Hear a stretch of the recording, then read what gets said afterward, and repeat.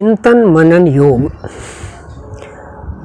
प्राचीन काल में हमारे ऋषि मुनि वैदिक ग्रंथों के सूत्रों के सहारे बहुत बड़े बड़े आविष्कार करने में सफल हुए।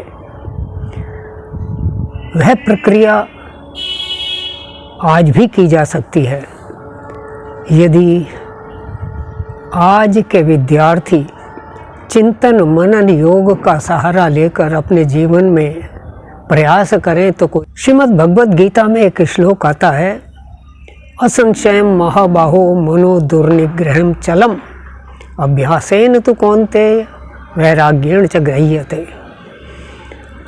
अर्थात इसमें कोई संशय नहीं कि मन का निग्रह करना अति कठिन है, लेकिन जो व्यक्ति अभ्यास करता है, निरंतर प्रयोग करता है और वैराग्य कर लेता है, किसी बात के पीछे पड़ जाता है, तो अवश्य ही एक दिन सफल होता है और दुनिया उसके पीछे चलती है।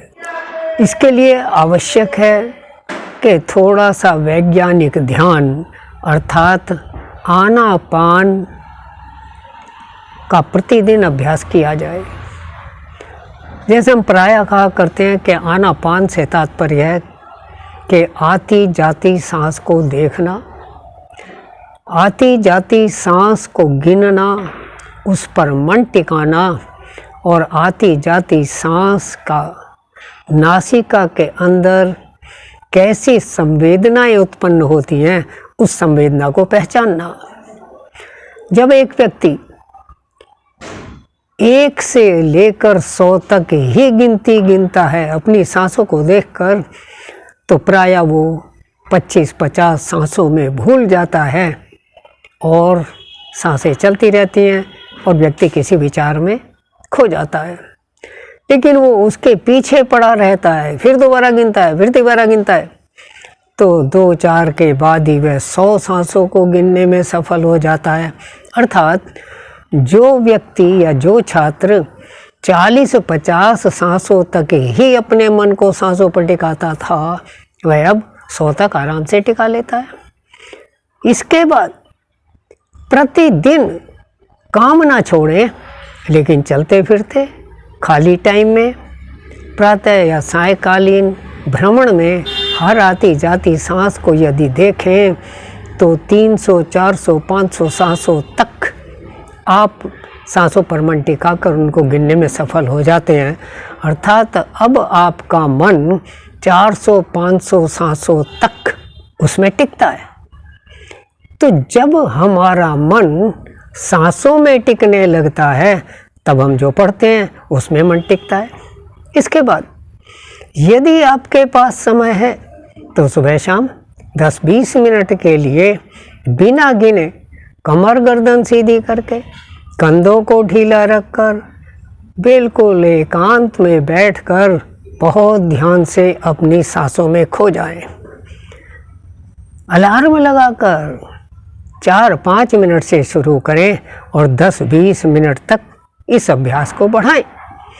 आप देखेंगे कुछ दिन के बाद आपका मन सांसों पर टिकने लगता है, और यदि मन सांसों से उपराम भी हो जाता है, तब मन में भूतकाल की कुछ ऐसी घटनाएं चलने लगती हैं जिनको आप अधिकतम सोचते हैं, मनन करते हैं। यदि आपका मन पढ़ाई में है, अधिकतम अंक लेने के लिए आप प्रयासरत हैं, तो पढ़े हुए पाठ्यक्रम की बातें मन में आनी शुरू हो जाती हैं।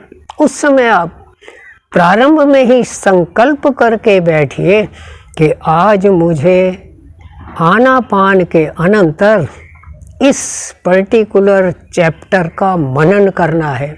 आप देखेंगे कि जैसे ही आपका मन सांसों पर टिका, तो सांसों से मन हटते ही वह पाठ्यक्रम आपके मानस पटल पर छा जाता है और आप उसके बारे में सोचने लगते हैं।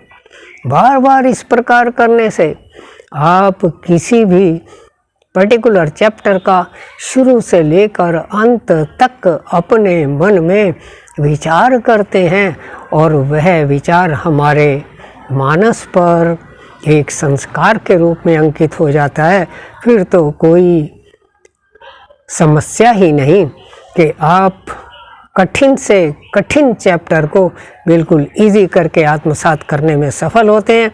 इस प्रकार हम जो संकल्प करके बैठते हैं, जिस चीज़ का प्रण कर लेते हैं, जिस चीज़ के पीछे पड़ जाते हैं, इस ध्यान के अंदर वह चीज़ मन सांसों से हटते ही मानस पटल पर उभर जाती है और हमको सोचते सोचते अपने संस्कार के रूप में परिवर्तित कर लेते हैं। एक विद्यार्थी को चाहिए कि पढ़ने से पहले केवल 2-3 मिनट के लिए कमर गर्दन सीधी करके अपनी सांसों को देखे, मन को एकाग्र करे और उसके बाद पढ़े।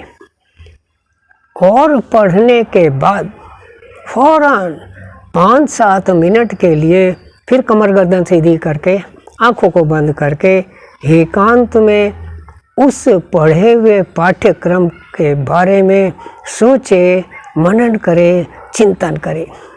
आपको अभूतपूर्व लाभ होगा।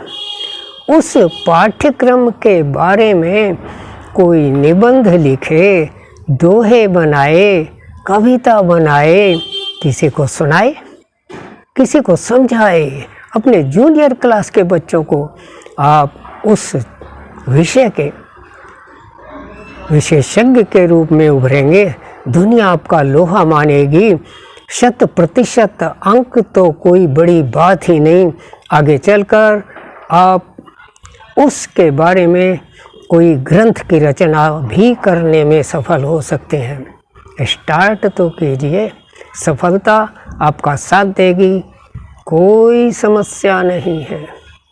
आज से ही शुरू करें और लाभ उठाएं। धन्यवाद, नमस्कार।